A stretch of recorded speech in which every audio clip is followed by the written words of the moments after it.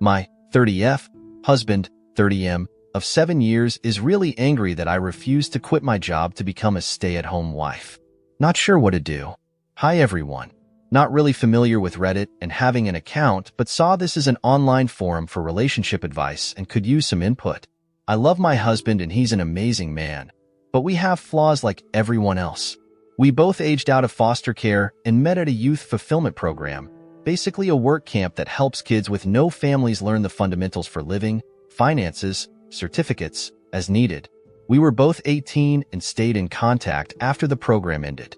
He made it clear he liked me, but I was truly petrified of men at that point in my life due to past experiences and rejected him a bit harshly. I reached out to apologize and we became friends. Then a year or two later, I saw he posted on Snapchat he was in my area. I asked if he would want to go on a date so I could practice being comfortable around guys and he agreed. He never made a move, never touched me, never made weird eye contact. If I said no, he didn't ask a second time, not even as a suggestion. We went on these platonic dates for months with nothing happening, and one day I asked for a hug and then asked for a kiss, and he asked me to be his girlfriend. We got married a year after, and our 7-year anniversary is around the corner. We agreed we would not even think about having kids until we were older since both of us were the product of young parents. We've really just only focused on getting by on using as little money as possible and saving up every dime to buy a house. Thankfully, we got our house a few months ago, and we were both able to quit our second jobs and for the first time only work regular 9-5s. Yay! I've discovered I really like gardening and baking and I love having a real home. We have been discussing adding to our family by having a baby, and I feel very ready to be a mom. Scared still, yes, but ready. But my husband brought up how sad I would be if I had to quit since I've worked so hard. I told him I had zero plans to quit. I would only take maternity leave. Plus, my company allows maternal and paternal remote options for 1 year after birth, so I can just work from home if needed. I know it's a lot to do with a newborn, but giving up the security of my paycheck is simply not an option. He told me this was what we worked for, to make our own perfect family opposite from what ours were like, and I was blindsiding him by changing my plans, and I told him no plan has changed. I can have a career and be a mom. Plenty of women do it. He doesn't have to quit his job to be a dad, so why should I? He said it wouldn't work for a baby's needs, and I told him okay. Since I make more money than you do, why don't you quit and I go back to work remotely after healing from birth? That way we have both hands on deck and we don't have a severe loss of income, as I make $89K per year and he makes $52K per year. He mentioned that if I trusted him fully, this shouldn't be a problem. I told him I trust him, but I don't trust our current economy, but I left out that I really do genuinely think quitting my job with no savings, wiped out by getting the house, and relying on a man is absolutely stupid. He had plans made previously with his parents and had to leave, so we said we would pick the conversation back up when he gets home, but he's very, very upset. Madder than I have ever seen him, and I don't understand why he just assumed I would quit. Not only do I not understand it, but it makes me trust him a lot less than I did yesterday. I have a bad habit of running for the hills when problems come up, and not gonna lie, this is making me really nervous. Thank you for reading all of this if you have. I'm open ears to what could be going through his mind or why he is thinking like this. Really just doesn't seem logical to me. He's been watching all of these videos of stay-at-home wives/girlfriends and feel like this is influencing him a lot. Edit. There was an update to this post. We are no longer together. Relevant comments. So, this is just my opinion. I think his childhood and upbringing trauma is playing into this a lot. This doesn't sound like a situation where he wants to control you like in some posts, but more like a situation where he has idealized what a perfect family might look like, and so he wants to give his children that. You two need to go to couples counseling for a while. Figure it out with a therapist to help intercede and help him understand. Financial security is important. Hold off getting pregnant until you guys have been in couples therapy for 6 months or so, and have begun working towards some common ground. As for him going off to meet his parents, is it possible having them back in your lives is contributing to this need for a picture-perfect family? Just curious. Opie, thank you for this comment. I've been thinking on it for most of the day now. The parents he want to see are foster parents, but there was some legal issues going on and they had to release guardianship. He lived with them from 10 to 15 until ending up back at a group home and aging out, but they always stayed in contact, and he considers them as parents. But they never lost contact, so I'm not sure if that would be it. But he didn't start seeing them in person again until 2 to 3 years ago. I've never thought he was controlling, but we have talked in the past about this type of thing, and I have always told him I would never want to be a stay-at-home mom. Maybe, at most, until they're in elementary if he was making a lot more money, but we're not at the income level/networking level where I can get away with having 5-year gaps in my employment. Neither of us has attempted therapy again, and most of our experiences were less than pleasant with DHR/child services counselors, so I'll see if he's open to the idea. Update 1. It's been a few days since he came home and told me he met a girl at work and she's a better woman than me, and that she has a son already and will be a stay-at-home wife or girlfriend or whatever the F. He gets his happy ending, I guess. He texted me right before I got off work and asked me to pick up food from one of our usual date night spots. I got home and noticed his car had boxes in it and a woman I didn't know. I tried opening the door, but it was locked, and she just looked at me. What little was left of our savings, he took, and both of our cats. I didn't see this coming at all. I haven't told any of my friends yet. His adoptive parents have been dropping me off food that I can't even force myself to eat. I haven't cried yet. I'm kind of still in shock. I wish I had a family to run to. But for now, the internet has to do. I haven't answered any of his calls or texts. He keeps trying to check in, ask if I'm okay. How the F would I be okay? I never thought he would cheat. I asked him to promise if there was ever someone else he would just tell me as soon as he knew, but they've been together at least 6 months. So while he was calling me selfish for not wanting to put in my 2 weeks and be a stay-at-home wife, he was dating her the entire time, planning a future with her the entire time. I feel stupid. I should have taken everyone's advice more literally. When I asked him to go to therapy, he wouldn't. His parents think he's have some type of mental break. I should have stayed afraid of him and avoided him. I should have chosen a better outcome for myself. I just feel like the same girl that no one wants to love anymore all over again. I know what he did isn't my fault. I know I could never stop him, and really, do I want a man who doesn't want me? Never. But that just doesn't stop it from hurting. Relevant comments. He wanted you to be reliant on him and didn't want you to be smart enough to find out his affair. See if you can dig more info about AP. Go nuclear on them both. You are still young. You can find a new love. Opie. Once I found out she was 20, I stopped caring. Their karma will come one day on its own. I doubt I would be able to stop myself from having to do hard time in prison if I ever see them again. Let's be real. She grabbed onto him with her kid, and he'll leave her just as fast as he left Opie when he realizes he doesn't actually want what he thinks he wants. Mostly because he'll realize it's not what he thinks, or it's way too hard for him to do. Opie, his mom, adoptive, called me and is already coordinating for dropping the cats back off to me. He didn't know his new girlfriend is allergic. At least I get a little laugh already, lol. If he didn't even know that, imagine what other surprises he's going to discover. What did he do? Just grab the first woman who would agree with his idea of what a relationship looks like and say, she'll do? Update 2. Really want to say thank you from the bottom of my heart to all of the people who reached out to me with well wishes. Especially other spouses who experienced similar. It helped so much more than you could ever know. There has been a few things that have happened, and honestly, I'm exhausted in every way possible, so the input from folks has really been useful in organizing my thoughts and keeping an open mind. I couldn't help it, but for days I compared us and wondered what the F he could have been thinking until I realized she's a carbon copy of his biological mother, or at least the stories he heard about her since she died when he was 5. I hate that I feel bad for him still, even after what he's done, but we offered him support for his thoughts. We urged him to go to therapy.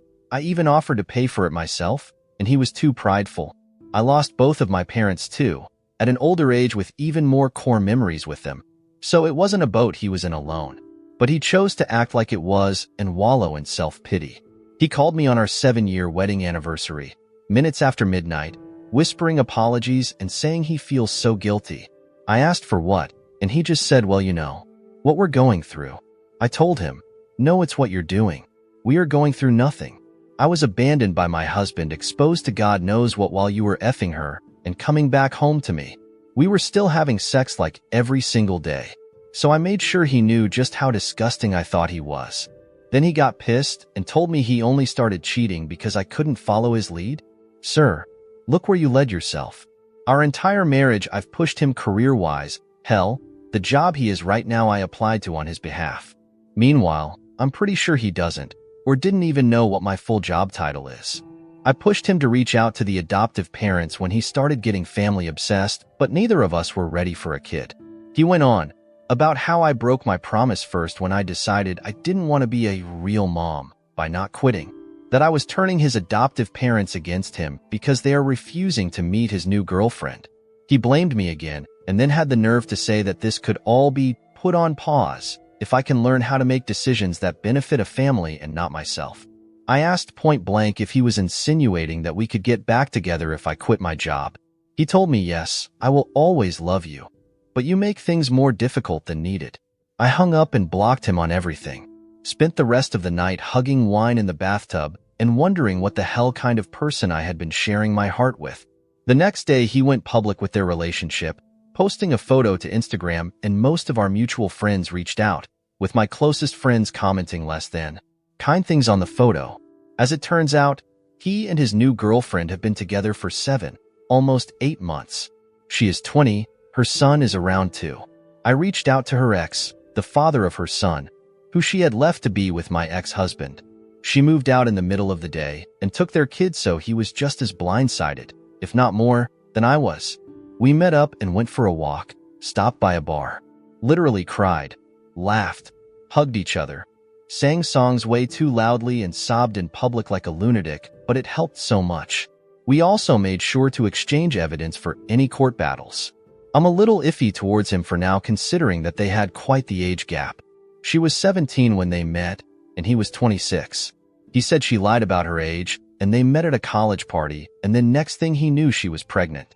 He gave her money for an abortion, but she came back with baby clothes instead. So he tried to do the right thing and moved her in with him. Also, she's not actually allergic to cats. She just hates them. She also was very aware he was married and has been to the house multiple times. He admitted he had cheated on her before their son had been born, while she was pregnant, but that she didn't tell him she knew until after she had moved out with their son. He said he was still texting her every day, not just about their son, but also about possibly working things out. He wants her back, but she seems to be head over heels for my husband, just like I was. I told him good luck, but yeah, not the direction I'm going in at all. This time he made his bed, and he will lay in it for good. Our chances of reconciliation are 0. I have never accepted someone back into my life after a betrayal, and it won't start now. At first, I wanted to make sure the divorce was going to be short and as simple as possible, even if it meant giving up some things. But after that conversation, I have decided I'm fighting tooth and nail for everything I can possibly get. I live in a no-fault divorce state, but my state does have special laws for adultery, can still sue for it here, and the divorce attorney I've consulted said it looks pretty good that I won't have to pay him alimony. He also told me to look into every single banking transaction in my accounts, as he did not think they got an apartment on his income without some extra cushion, aka my money, and he was right. Last year my ex-husband told me he got really into stock trading, and if he could invest some of my money as well. Guess who was never doing any stock trading, and the screenshots he showed me were all fake/pulled from somewhere else, and he had been sending that money to his girlfriend or saving it for their new place. I've been pretty enraged since finding that out. He asked his adoptive parents to ask me to allow him visitation rights to see the cats, after he had to give them back once he realized his new GF is allergic to them. I relayed that he needs to first run me my effing money and then take it up with the judge. I didn't think visitation was a real thing for pets, but according to my lawyer it very much is. I officially filed for divorce yesterday, and he emailed me quite the colorful email about how selfish and bitter I am for not putting my pride aside and being so fast to file for divorce and refusing to let him stop by the house to see the cats that now he's accusing me of cheating. I read somewhere that you never really know someone until you're divorcing them, and I can truly confirm that is true. I felt like you guys deserved some sort of update considering how much support I was given. I can't share more details for now, but really thank you all again. Update 3. Went on my 3rd date after filing for divorce from my husband.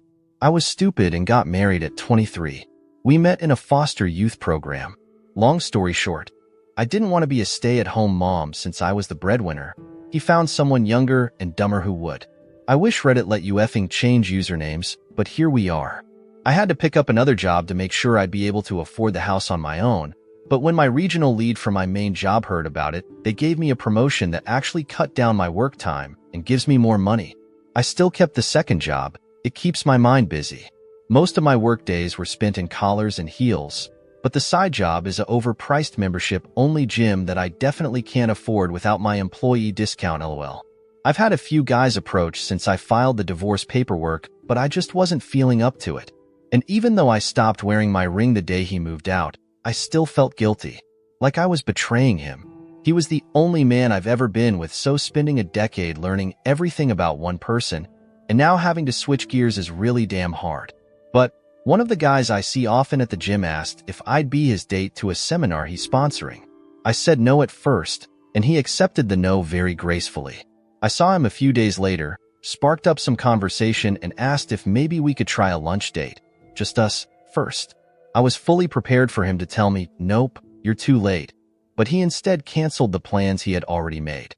We met up a few hours later, and honestly, my face hurt from laughing and smiling so much. He's a pretty charming man and has a lot of random knowledge about safari animals that gives me the same comfort that watching animal documentaries does. He asked me out for a dinner date the next day, and when he let me know he was in my neighborhood earlier that day, I asked if he wanted to stop by and grab a breakfast sandwich before I left for work. I have a 9-year-old cat who hates like 99% of people, but she loved him and even let him touch her belly. He dropped me off lunch at work, and we met up for dinner, and ever since we've been texting almost non-stop. I've never felt this comfortable with someone so fast in my life. It's scary, but I've already told him that we're separated. I haven't told him the nitty-gritty details, just that it didn't work out and we outgrew each other. But the seminar was this past weekend and I went as his date. It was a great night. I tried champagne for the first time, had the best conversations with some of his associates, and did a little professional networking too. The tomboy teenage girl I used to be would never believe this shit LOL, but more than anything I'm grateful for the support of my friends, who got me through the tough nights so I could make it to the good ones. Only up from here, I guess? Relevant comments. My advice. Your pets know you sometimes better than yourself. I have several, but my point is go for it at a comfortable pace. Your cat gave him the green light. So do baby steps and let this bond grow. I'd be an asshole for I keep going because you are obviously smart, so go have fun and let life give you what you need. This guy sounds like a winner in my book. Opie. Oh, we will be keeping it completely casual. I don't want this bond to grow too much. I think it would be a bit tacky for us to date either way, for other reasons. It's just nice to have someone to laugh and smile with. I plan on being single for sure for at least the next 3 years. I owe it to myself. Final comment from Opie. A marriage is only valuable if it's mutual and both parties are honest. One day I will have a real marriage, but what I had wasn't that.